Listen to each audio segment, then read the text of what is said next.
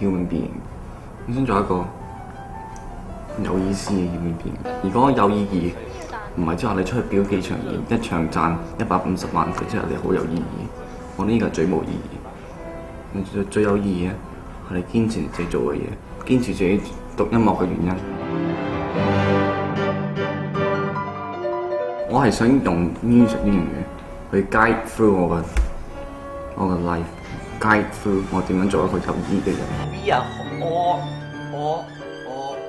human beings。Music 係啲乜嘢咧？亦都係佢呢個問題整到我 lost 咗1-2年。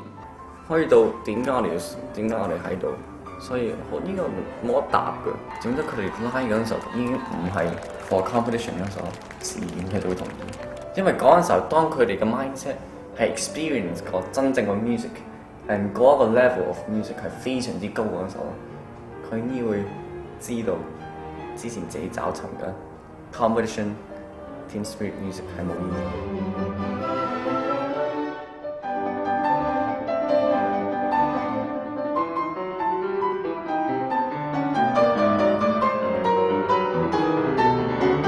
令到佢完美為止嘛，你完美主義咧撐到佢完美為止啊嘛。即係冇完美嘅，同一個發聲同埋同一個秒、同一個音準咁係完美。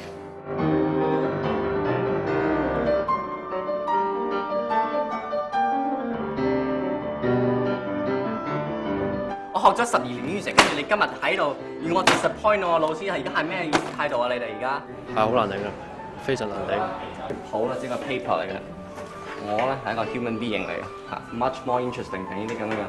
你覺唔覺得佢自己好似當自己係神咁樣？佢係有呢個問題，呢個係佢嘅問題。你到時就會明白嘅。